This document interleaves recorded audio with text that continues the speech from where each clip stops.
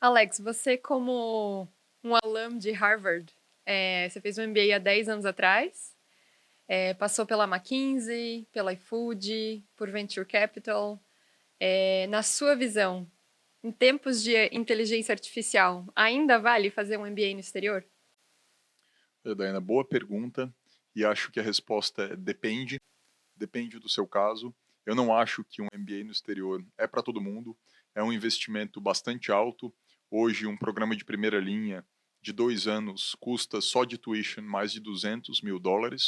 Eu fui agraciado por bolsa, essa não é a realidade de todo mundo, então depende. Eu acho que, como um todo, é uma experiência que te abre a cabeça de uma forma única.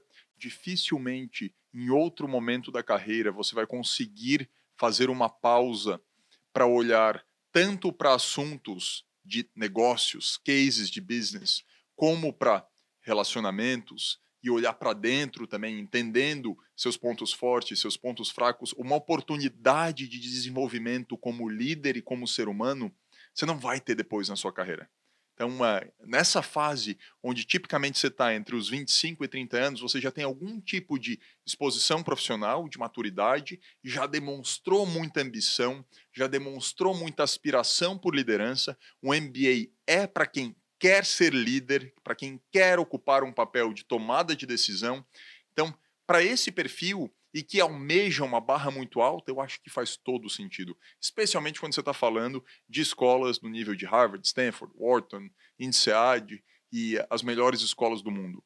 É um contexto extremamente único, onde você é convidado a se desenvolver como líder de negócios e líder de pessoas. Depois você volta, a vida passa rápido. É um trampo depois do outro, é uma coisa que engata na outra. Você não vai conseguir mais tirar tanto tempo para voltar para a escola. Quanto mais novo você é, mais você absorve esse conhecimento e se transforma. Então, dependendo da sua jornada e das suas aspirações, é um investimento que certamente vale a pena. É um investimento alto. Importante lembrar que as melhores escolas vão te ajudar a financiar isso, uma vez que você seja aceito, através de bolsas e financiamento, crédito, que você pode pagar em até 30 anos, tipicamente. Então, apesar de parecer e de fato ser muito caro, as escolas, uma vez que elas te aceitam, elas vão fazer de tudo para garantir que você consiga pagar por ele. Então, quanto melhor a escola em termos de ranking e reputação, mais fácil vai ser para você pagar, porque elas vão ter mais acesso a capital, elas vão oferecer mais bolsas e elas vão oferecer empréstimos a termos mais atrativos. Então, isso é algo que é diluído ao longo de uma carreira. Pensa que a gente vai trabalhar, não no sentido de trabalho formal, como funcionário, mesmo que seja um CEO, mas a gente vai continuar trabalhando, eu quero continuar trabalhando até meus 80 anos. Trabalho no sentido de agregar e criar valor para a sociedade. Então, é um investimento que faz uma diferença brutal na sua carreira. Na minha fez. E assim é verdade para a grande maioria dos meus colegas. Então, é um investimento que é diluído ao longo de uma carreira de 50 anos. Não é diluído ao longo de 5, de 10 anos. São 50 anos de carreira. Então, é um investimento que, para quem aspira uma posição de liderança, de impacto, tendo uma visão global e acesso à barra extremamente alta, faz todo sentido. É um investimento que vale a pena. Lembrando que não é só a taxa que você paga, os mais US$ 200 mil. É difícil pra caramba ser aceito. Estudar para o DMAT, performar no DMAT, trabalhar nos S's, que é grande parte do teu trabalho, muito bem feito, por sinal, se preparar para as entrevistas, navegar todo esse processo, exige 1 ano da sua vida. É algo que precisa ser feito com bastante antecedência. E uma vez aprovado, aí sim, tem essas questões. Mas é importante ter essa reflexão, se vale a pena para você ou não, antes de decidir embarcar no processo. Mas uma vez que você embarca, é um processo que te suga muita energia. Se bem trabalhado, com as pessoas certas, é um processo que, mesmo o processo de application, te traz sim bastante autoconhecimento. É um processo que te convida a olhar para dentro e entender como você construiu a sua jornada, o que é importante para você, quais seus valores. E eu acho que isso você faz muito bem na Top MBA. Como um todo, Acho que as tecnologias mudam, inteligência artificial claramente veio para ficar, o acesso à informação é extremamente abundante, ninguém vai para um MBA de Harvard ou Stanford porque existe informação que só é acessível se você estiver lá. Esse não é o ponto. O ponto é fazer parte daquela comunidade, é estar conectado àquelas pessoas, é discutir aqueles problemas e aqueles casos com aquelas pessoas, é encontrar um sócio para o seu negócio, é encontrar um investidor para o seu próximo negócio, é discutir com pessoas que conhecem de diferentes contextos o que faz mais sentido para você pensando numa carreira de longo prazo. É fazer parte de uma rede que vai te ajudar ao longo de 50 anos de carreira. Uhum. Acho que tem vários pontos aí, né? Então, uma coisa que você mencionou é você sai de um MBA desses com uma marca no currículo, né? Uma marca forte, que é reconhecida pelo mercado. E a escola também tem muito interesse em te ajudar a sair do programa de MBA muito bem empregado. Né? Isso é de todo o interesse deles. E então, você aproveitando todos os resources, né? Os career resources que eles têm, a chance de você ser bem posicionado depois, né, ganhando um bom salário e que também vai te ajudar a repagar a dívida, é muito grande, né? E além da marca, você também vai ganhar a network da escola, né? Então, a rede de contatos te abre muitas portas também. Então, acho que fazer parte dessa rede também é algo, assim, que não tem preço, né? Apesar do investimento alto, lógico. Então, acho que esse é um ponto importante. E é interessante que todo o processo de application também exige um autoconhecimento, né? Um autoconhecimento que as pessoas, às vezes, nunca pararam para pensar, né? E nunca pararam para contar a sua história de uma maneira impactante, de uma maneira convincente, né? E de que o porquê que você tomou aquelas decisões. Então, o processo de aplicação faz você parar e pensar, tá, então como que eu cheguei até aqui? Quais são os meus valores fundamentais? Como que eu vou continuar aplicando esses meus valores para frente na minha carreira? E você conectar todos esses pontos, né, para mostrar para eles quem você é de maneira integral mesmo, né? Então, às vezes as pessoas acham erroneamente que você tem que é só a tua carreira que importa ali no processo de aplicação. E, na verdade, você tem que trazer muito de quem você é, que líder você quer se tornar, que tipo de inspiração você quer ser para as pessoas ao teu redor. Então, isso conta muito, a gente falou muito sobre, né, a questão de liderança autêntica. Né? Então, acho que o MBA tem muito foco nisso e isso tudo começa no processo de aplicação mesmo. Então, interessante. Com certeza. Acho que é importante destacar que para a escola, a sua rede de alumni, os ex-alunos são o seu produto, é assim que elas Exatamente. garantem a qualidade do programa. Então, a qualidade do programa ela é medida basicamente por como os seus ex-alunos se comportam na sociedade. Que tipo de cargos, que tipo de influência, que tipo de impacto eles conseguem criar na sociedade. Então, a escola está extremamente incentivada em te posicionar da melhor forma possível. Os aprendizados de um MBA não tem nada a ver com teoria, são aprendizados práticos. Tudo que você aprende deve ser implementado num contexto de negócios extremamente prático e logo na sequência. Acho que um aprendizado intangível e um ganho intangível, além dos ganhos que você trouxe de rede, do selo no currículo, é aquilo que você cresce como pessoa, acreditando mais em si próprio e levando a sua barra muito mais para cima. Para quem cresceu no Brasil e morou só no Brasil a vida inteira, a sua visão de mundo é relativamente limitada. Você enxerga e você acredita naquilo que você teve exposição, simplesmente. Então, sair da sua própria bolha e estar exposto a um contexto onde você tem contato com os melhores do mundo, de diferentes nacionalidades, é fascinante. Traz um tipo de crescimento intangível que faz toda a diferença na forma como você trabalha, toma decisão, implementa decisões, lida com pessoas e seta aspirações para si próprio à medida que você vai vivendo a sua vida.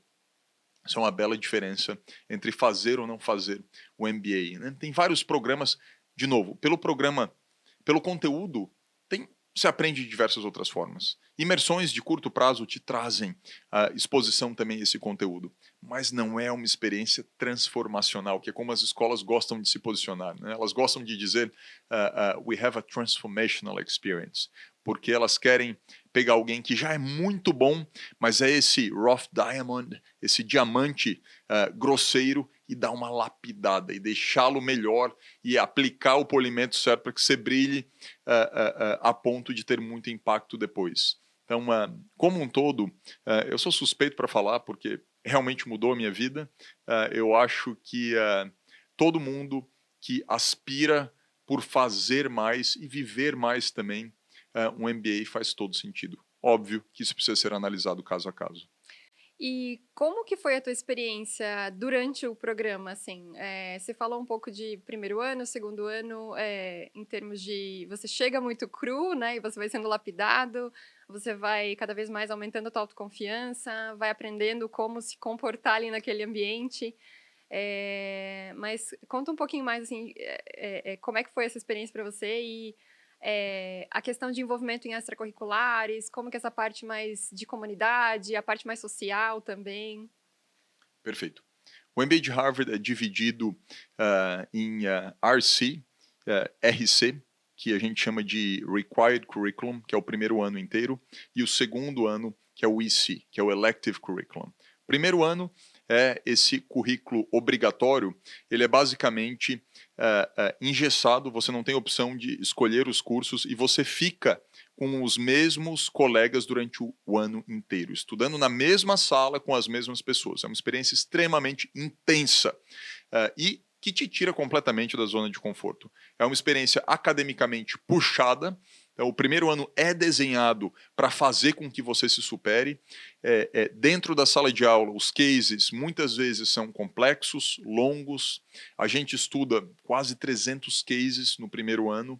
Então, é muita informação que precisa ser trabalhada. Então, você precisa ler aquele case, e no final de todo o case tem um dilema e você precisa trazer uma opinião baseada em dados e fatos e um pouco de intuição e nos teus valores também. Então, dá trabalho pra caramba. Ao mesmo tempo, durante esse primeiro ano, você está conhecendo tudo aquilo que a universidade te oferece. Então, tem evento à torta e à direita, tem todos os eventos de recruiting, com as empresas e consultorias e bancos mais legais do mundo te seduzindo e te convidando para jantares e happy hours e viagens. Você se sente a última bolacha do pacote, é isso que eles querem fazer. Tem evento pra caramba acontecendo na Universidade de Harvard, então você vê, tem prêmio Nobel dando palestra em tudo quanto é esquina, o tempo inteiro. Então, é uma experiência que eu sou o cara que quero fazer tudo, te deixa completamente tonto. O que eu vou fazer? Como é que eu vou alocar meu tempo? Em contrapartida, tem experiência social da Section. Então, essa turma do primeiro ano, que fica junta durante o RC, chamada de Section, existe uma infinidade de eventos sociais, desde festas intensas de todas as turmas do MBA, até jantares em pequenos grupos. Então, como um todo, é uma experiência muito puxada e você está se acostumando ainda a ler os casos, a se posicionar na sala de aula. A forma como Harvard te avalia é puxada, é uma curva forçada. Então, você está sempre sendo comparado em relação aos teus pares. Então, é amor e ódio o tempo inteiro. Amo isso daqui, ai meu Deus, não acredito que eu estou vivendo, que sonho. Odeio, por que tem que trabalhar tanto? Então, o segundo ano já é uma transformação bastante importante, porque você está num nível de maturidade muito maior, você escolhe o que você quer estudar. Então, eu sempre recomendo pegar pelo menos uma disciplina desafiadora, que seja scary, que você realmente tenha que suar, porque é uma oportunidade de aprender algo novo de verdade, mas é uma experiência onde você tem controle. Você sabe o que você quer aprender, você já tem a sua rede social mais bem formada, você aprende a dizer não. O primeiro ano, para mim, foi um ano de tentar dizer sim para tudo. Foi muito cansativo. O segundo ano foi um ano onde eu escolhi meus cursos de acordo com aquilo que eu realmente tinha interesse. Eu já tinha os meus amigos que eu realmente confiava, as pessoas que eu confiava, bem estabelecidas. Então, foi um ano muito mais tranquilo. Eu já havia trabalhado no Summer e já sabia para onde eu ia depois do MBA.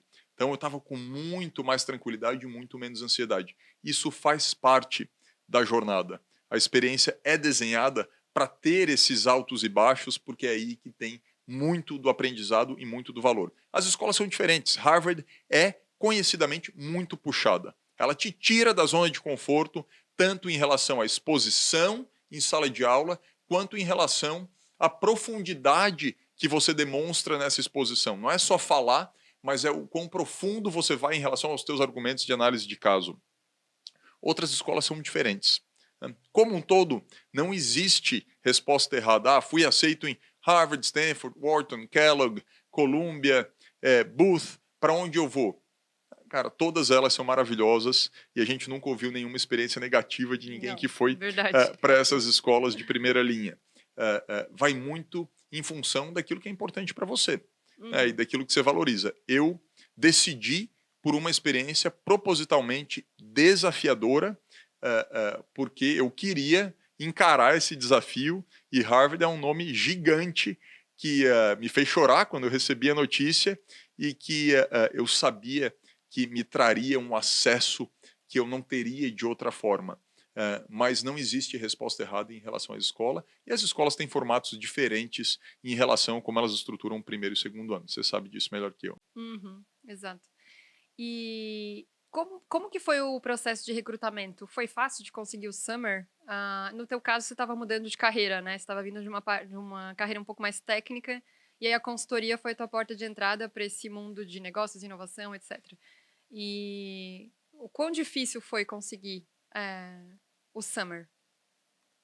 Olha, eu tive muita clareza que eu queria entrar para o universo de consultoria estratégica, porque eu venho de um background técnico. Eu trabalhava na Nestlé, na Suíça, na área de R&D, então uma Research and Development, que era basicamente a conexão entre aquilo que era desenvolvido de produto novo no laboratório e na planta piloto e a implementação dessas inovações numa fábrica, numa linha de produção, e aí com muito mais contato com o mercado, com o consumidor, com precificação.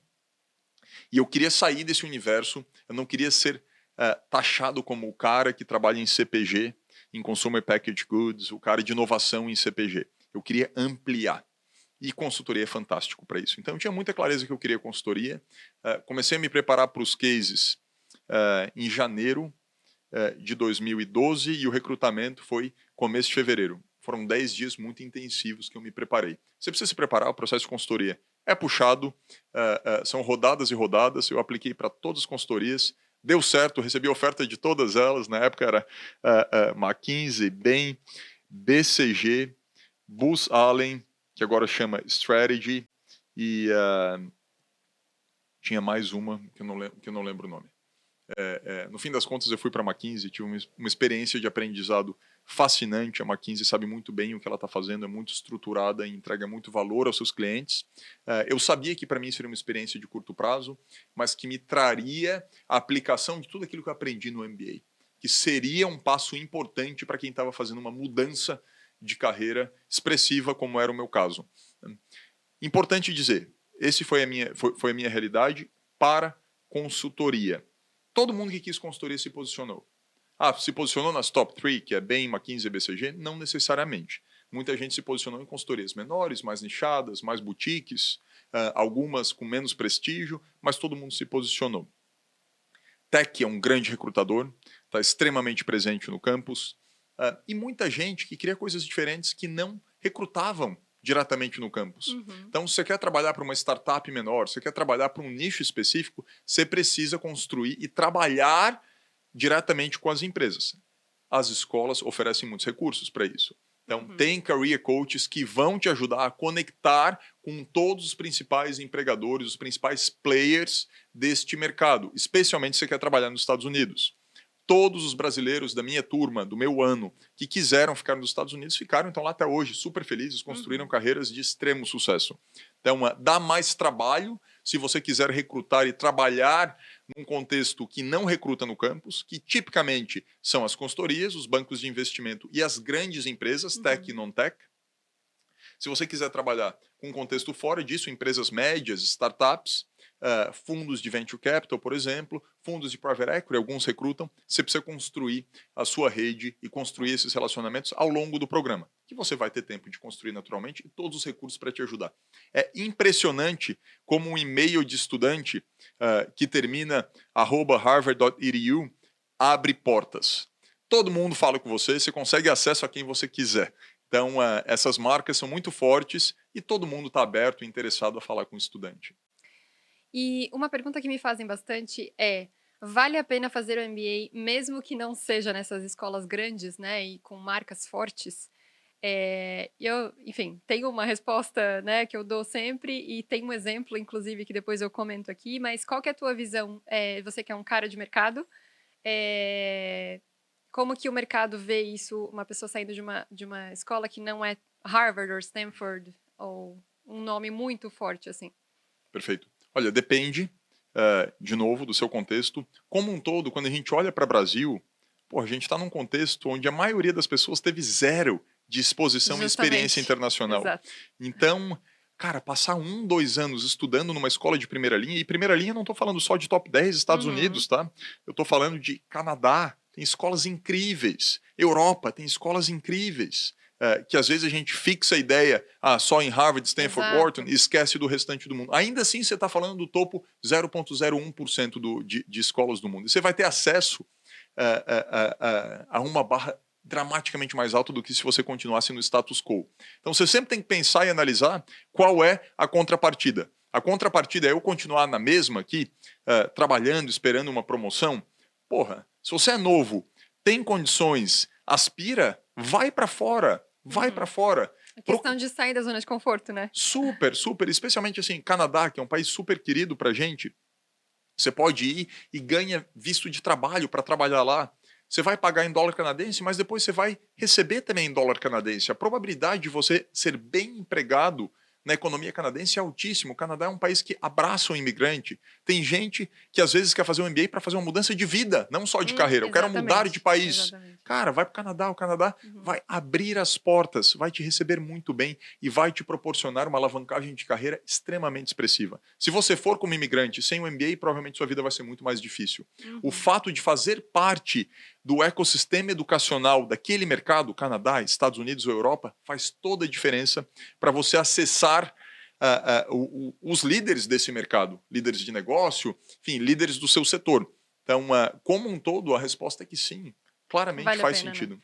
O exemplo que eu comentei antes foi exatamente de um candidato um pouco mais velho, entre aspas, 43 anos. Ele é velho, no caso, porque normalmente o candidato típico tem ali 27, 28, até 30 anos, mas essa é a maioria, mas não impede que, se você tem um pouco mais de idade, você consiga fazer um MBA full-time ainda, o tradicional, né, em algumas escolas. Então, ele veio para mim com a questão de mudar com a família. E ele gostaria de ficar numa parte com clima bom nos Estados Unidos, então a Flórida era um clima ideal ali. E ele chegou como ele tem muita experiência de trabalho, né? Tinha na época.